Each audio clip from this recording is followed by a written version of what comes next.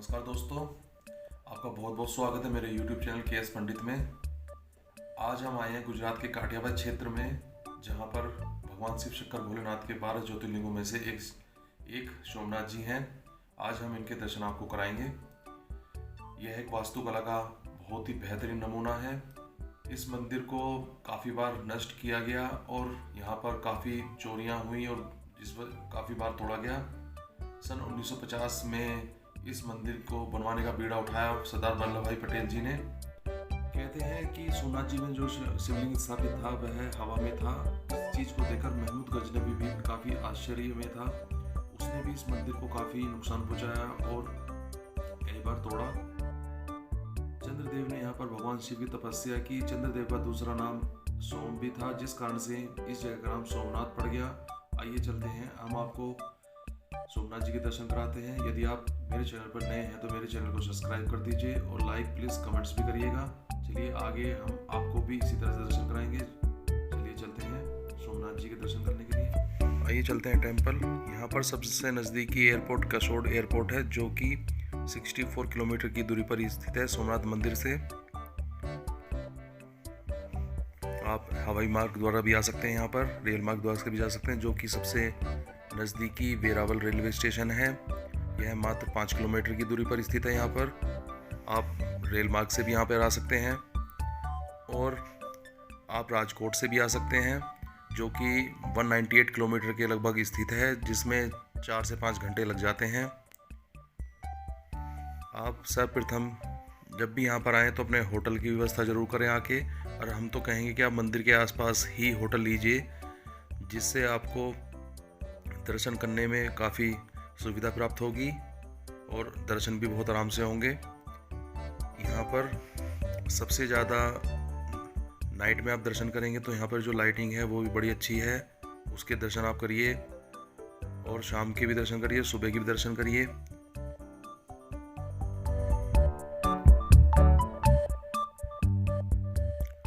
जो शाम के वक्त के दर्शन हैं वो भी काफ़ी अच्छे होते हैं। यहाँ पर जो भी वास्तुकला का नमूना है वो भी बहुत बेहतरीन है। अब ये रात के दर्शन, हम तो कहेंगे कि आप यदि होटल पास में लेंगे तो आपको रात के दर्शन भी बहुत अच्छे हैं। जो यहाँ पे लाइटिंग की गई है उसको देखते ही बनती है, बहुत ही खूबसूरत लाइटिंग। हमने यहाँ पर इनके रात में भी दर्शन किए और सुबह भी दर्शन किए थे। आप मंदिर जाएं तो सारी चीज़ें, अपनी इलेक्ट्रिक चीज़ें, जो भी आपके पर्स, मोबाइल, सब कुछ है, होटल में ही छोड़ के जाएं, जो कि आपको अंदर नहीं ले जाने दिया जाएगा।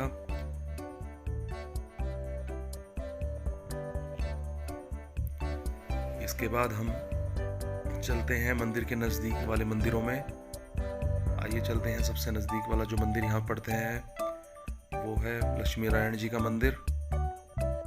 लक्ष्मी नारायण जी का मंदिर सोमनाथ जी से मात्र 400-500 मीटर की दूरी पर ही स्थित है। और इनके साथ साथ संकट मोचन हनुमान जी का मंदिर भी है, जिसके भी दर्शन हमने किए यहाँ पर। ये भी मात्र 400-500 मीटर की दूरी पर स्थित है सोमनाथ जी टेम्पल से। आइए आगे चलते हैं। हमने यहाँ पे बहुत अच्छे से दर्शन हुए इनके। तिरुपति बालाजी टेम्पल।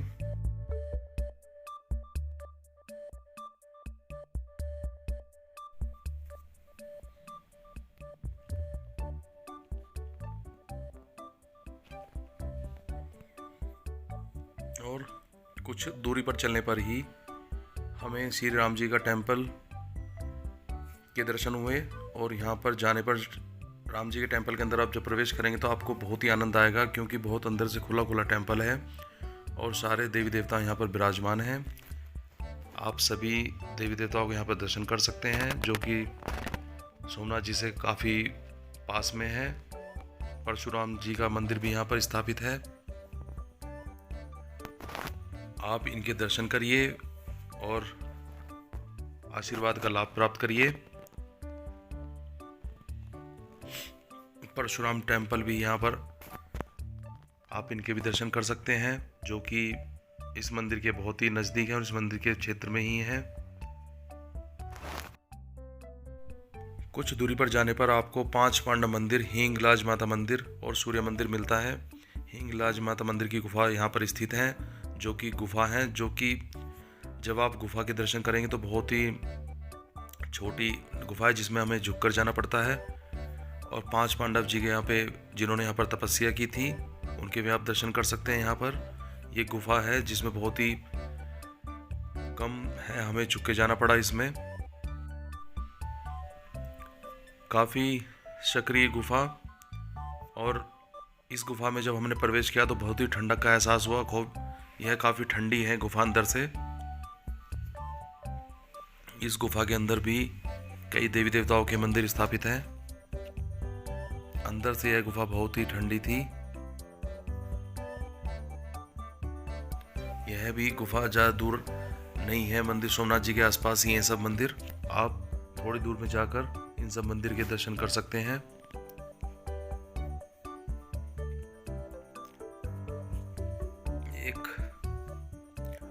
एक यहाँ पे पढ़ते हैं शारदा पीठ। इनके बहुत ही पुराना मंदिर है ये। इनमें भी कई देवी देवताओं के दर्शन होते हैं, जो कि श्री शंकराचार्य जी भी का टेम्पल भी यहीं पर है।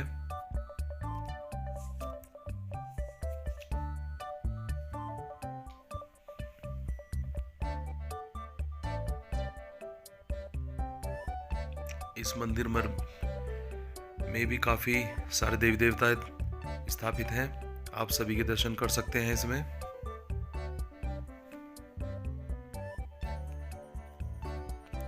गुरु शंकराचार्य जी भी यहाँ पर विराजमान हैं। और इस मंदिर में आगे चलने पर हमें सारे लगभग 12 ज्योतिर्लिंगों के दर्शन होते हैं, जो कि इस मंदिर में भगवान शिव के 12 ज्योतिर्लिंग स्थापित किए हुए हैं।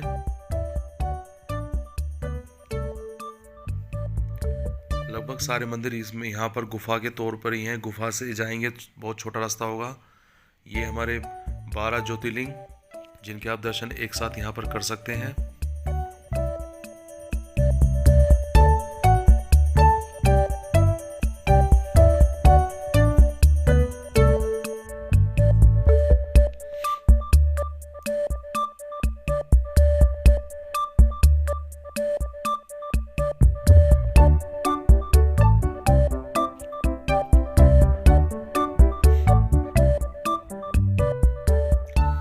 सूर्यदेव टेम्पल भी आप उनके दर्शन करेंगे, जो कि एक वास्तुकला का भी बहुत बड़े नमूना है। यहाँ पर जो नक्काशी की गई है मंदिर में बहुत ही अच्छी है।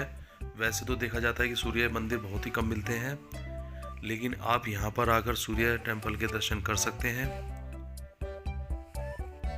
सूर्य जी के दर्शन करके हम आगे बढ़ेंगे। यहाँ पर एक सूर्य कुंड भी है जिसमें जल भरा हुआ है, वो भी नीचे जाने पर कुंड के भी दर्शन हम आपको कराएंगे। पहले आप सूर्य देव के दर्शन कीजिए। ये सामने हमारे सूर्य देव स्थापित हैं।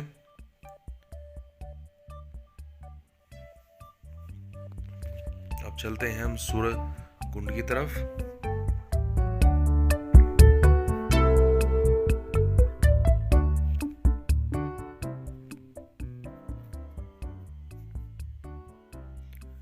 यहाँ पर नीचे जाने पर हमें जल भरा हुआ है कुंड में।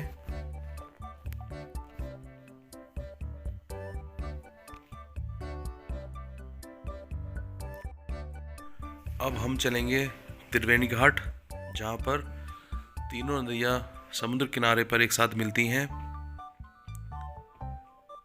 इसीलिए इसको त्रिवेणी घाट बोला जाता है।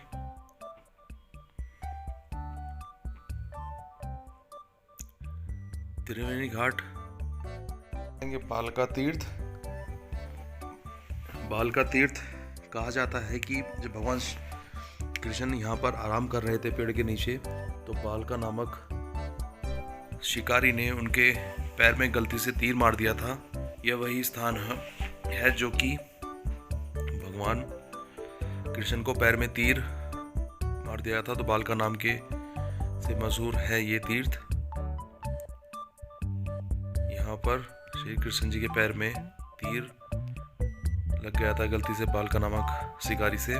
इसके बाद हम समुद्र किनारे चलते हैं, जो कि गंगा घाट, बाणगंगा के नाम से भी है ये घाट। यहाँ पर समुद्र में शिवलिंग हैं जो कि समुद्र के अंदर ही हैं और समुद्र में जाकर आप इनके दर्शन कर सकते हैं किनारे में, इसलिए इसको बाणगंगा बोलते हैं। इसके बाद हम आते हैं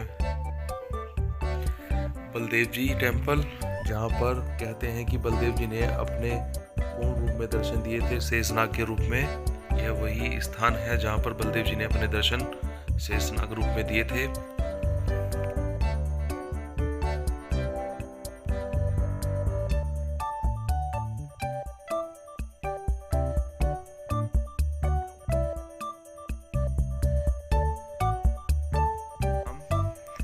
यहीं पर श्री कृष्ण जी ने अपने प्राणों को त्याग दिया था।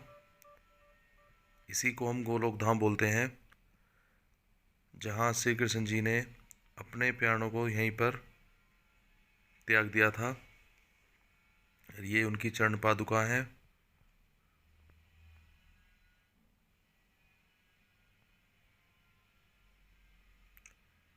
यदि आप सोमनाथ टेम्पल जी जाएं तो आसपास के मंदिरों में ज़रूर जाएं, ये सब सोमनाथ जी के आसपास ही हैं। और यहाँ पर एक गीता मंदिर, जो कि जिनके अंदर आप प्रवेश करेंगे तो इनकी जो दीवारें हैं इन पर सारी गीताएं लिखी हुई हैं। दीवारों पर गीता श्लोक सब यहाँ पर लिखा हुआ है, आप इसको पढ़ सकते हैं। हमने यहाँ पर इनके दर्शन किए और इसके बाद हम गंगेश्वर महादेव गए, जहाँ पर समुद्र किनारे गंगेश्वर महादेव स्थापित हैं और लगता है कि समुद्र देवता इनकी पूजा अपने जल से ही कर रहे हैं, जिसमें जो भी शिवलिंग है वो समुद्र में ही रखे हुए हैं और लहरें इनके पास आती हैं और शिवलिंग पर जल हमेशा ही चढ़ता रहता है। इनकी पूजा भी देखने योग्य है। गंगेश्वर महादेव